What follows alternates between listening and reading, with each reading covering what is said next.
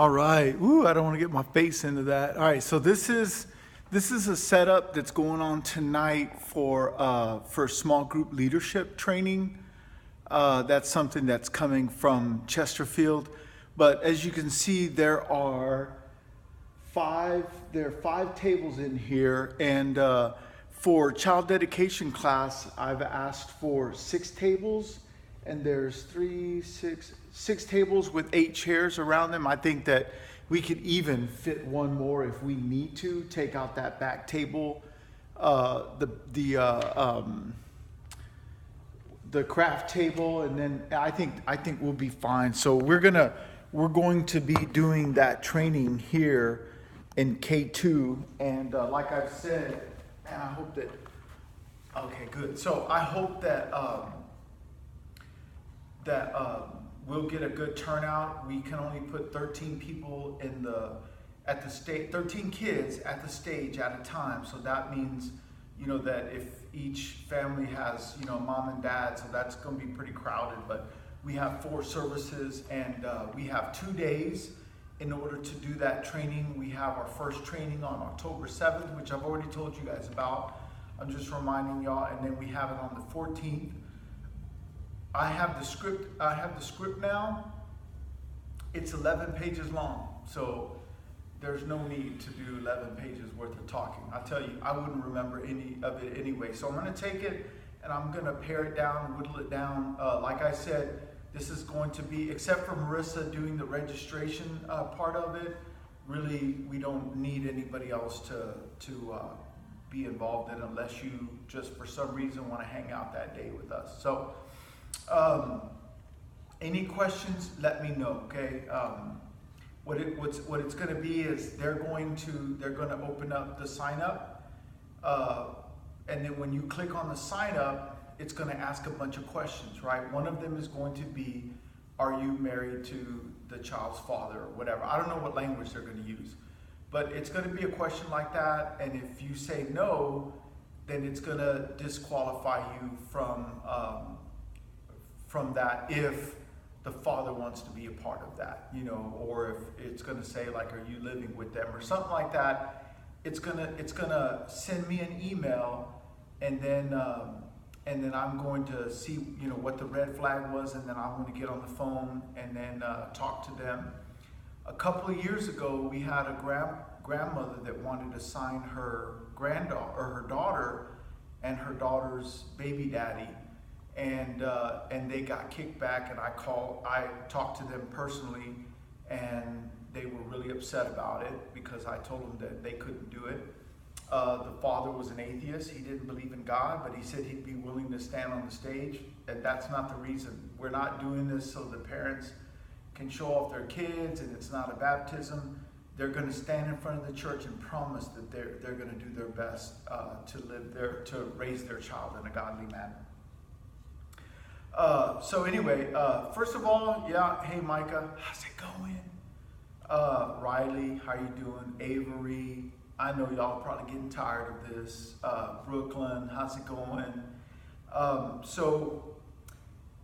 Elizabeth, sorry about that. So this weekend during the service, we're gonna do, let me see, 1, 2, 3, we're gonna do 4 songs.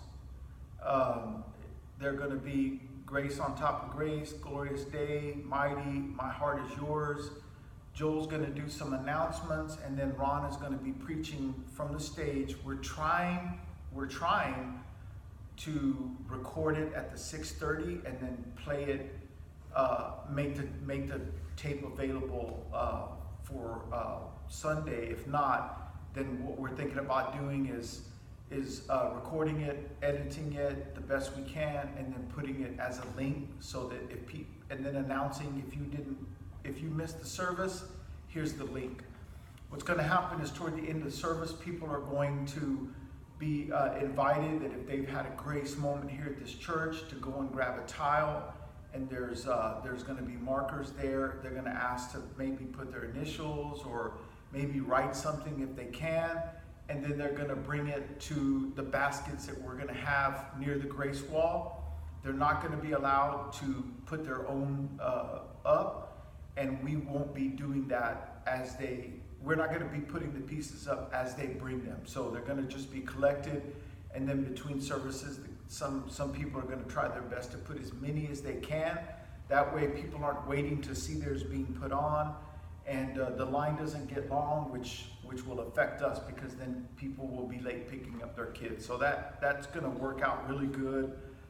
And I'm going to ask Ron about making an announcement about our September 27th training that's happening in 28 days. I'm going to ask him about that. And then, let's see here. I think that's it for us for now. Make sure that we tell our leaders this weekend to keep their head on a swivel, because if you look at so far, our we're short on a lot of rooms. Our schedule has got a lot of yellow. That I'm sure that's going to change as you guys continue to do your work. Just keep your head on a swivel. We will do everything we can to take as many kids, because I'll talk to you guys about that later, but for now, it's just they don't want us to turn kids away. And that's something that we can all discuss, and I'm going to discuss with my leadership too, because it becomes very difficult to whatever. But if we can get a staff member in the room, not including Marissa, so this weekend it'll be me and Molly, and we can just do our emergency plan if we need it. Okay, our goal is going to be, until the foreseeable future, is not to turn away kids. Okay, but that's something we can talk about on Saturday. That's just something that I've gotten, and if I want to continue to work here, that's what we're going to do, right? So one more thing before I go, we need to do our best to get together and clean that back area. There's carts full of stuff now. There's all kinds of trash, and you can't even walk back there anymore. It's easy for us just to drop a cart off and leave it, and then it stays there for months and months. I do it myself, so I'm not pointing any fingers. We really need to do our best to organize that thing, man, because the more cluttered it becomes, the more cluttered it gets. As people, when they drop something off, they just throw it down on the ground and then walk away, and then it just gets worse. So we're just going to need to be really disciplined about that, and increase the care that we have on that back room. And then another thing is, probably a year ago or so, probably more than that, I told you guys that I would take out those big cardboard and big trash items out, and now it's kind of, I'm going to take all trash out. I really don't want to do that. I want to serve you guys, but part of that is I'm going to take out big trash items. Like today, I took out the big ramp and the two bicycles that we had. That's something I don't want y'all to do, okay? But I do want y'all to throw away simple trash. If you can put it in a trash bag, please take it out yourself, all right? I don't really have time to go to all the rooms and throw away all the trash and all the stuff from the walls. But like I said, to honor you guys, I do want to take out those big items, and that's how it started out, and it's kind of morphed into I'm the trash man, and really don't have time for that though. So okay, enjoy the time off that you're gonna get, Julie. Hope you rest up, and for the rest of us, this weekend's gonna be a tough one, but we're gonna manage it. We're gonna get through it. All right. Let me know if you guys have any questions, and I'll see you guys Saturday. Bye bye.